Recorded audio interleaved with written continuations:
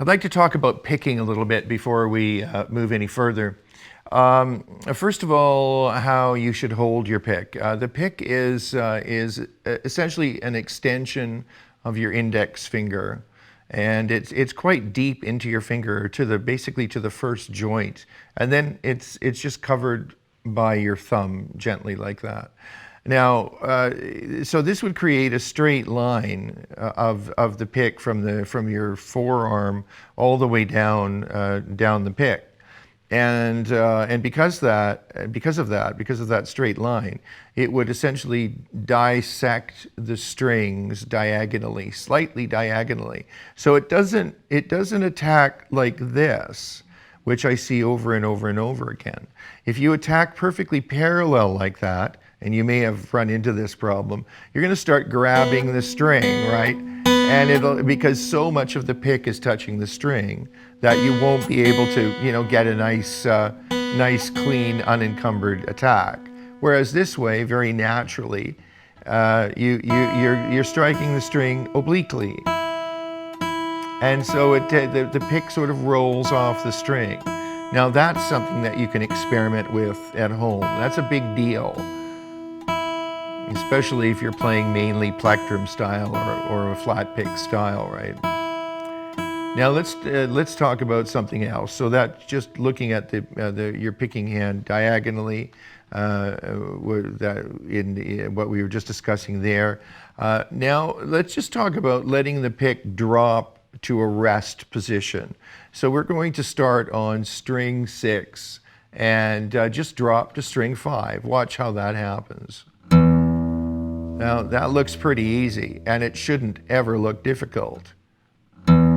It just rolls off the string into the next string. You exert a little pressure, move it out ever so slightly, and it falls to the next string, and so on. Letting gravity do the work, and in each case, you're coming to rest on the adjacent string. You are not avoiding the string. Now, that's proper picking technique. This is improper picking technique, and again, I see this all the time, even with more experienced players. Pulling away from the string like this. There's absolutely no way you can get control of your picking technique by pulling away from the string. This is going to drastically slow you down and essentially moves you in a direction that you don't want to go. You always want to play into your body, and you always want to feel your hand and the pick displacing the string. You want to feel that pick against the string, and you want to get the sense of displacing that string, right? It's not a button that you press that makes a sound. It's something that you actually have to articulate and make it vibrate in order to get a sound out of that string. You notice that I'm not re-attacking. I'm not doing, searching for the strings, re-attacking each time. That would be much more difficult to do this way. I can't even do it that way, right? That's a piece of cake that way. So the idea is to let the pick drop and rest on its adjacent string. Never pull away from the string. So keep that in mind in your picking technique. And I'm just going to finish up this lesson with a simple little exercise, and that's alternate picking. Alternate picking is simply what it says: down and up, alternating down and up.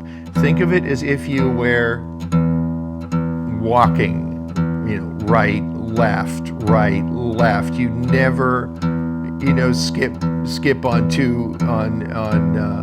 on one foot, right?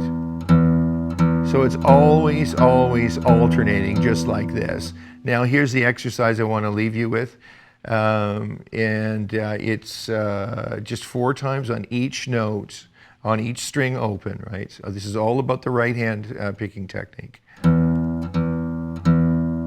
Next string. And you'll notice that even with this picking technique down and up, I'm coming to rest on that adjacent string, right? Which gives me a nice controlled, stable attack. Pushing into that adjacent string, right? Same technique on the top string. Back down.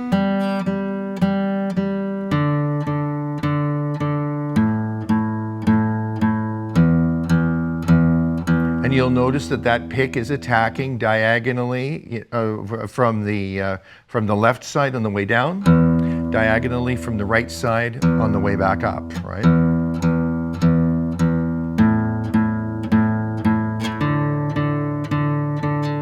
These exact same picking techniques are going to apply to your chord playing as well.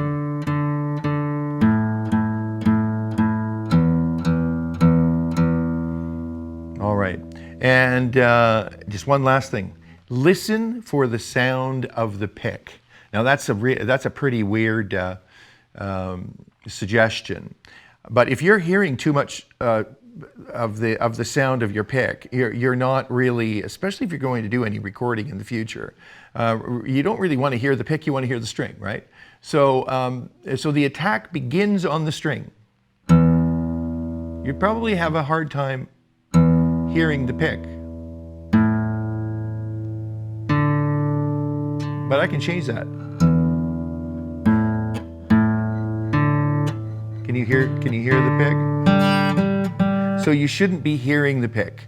You should just hear a clean attack, just the note. And also you should use a heavy pick. I know that some people argue that, well, I like to use a light pick. Well, I can tell you lots of reasons why you shouldn't use a light pick. And most of all is that you don't have any control over the attack. The velocity of the attack or the dynamic of the attack with a light pick. All right, so that's a little bit of news as far as your right hand picking technique is concerned. Those are really foundational aspects of having a strong and stable and usable right hand plectrum technique.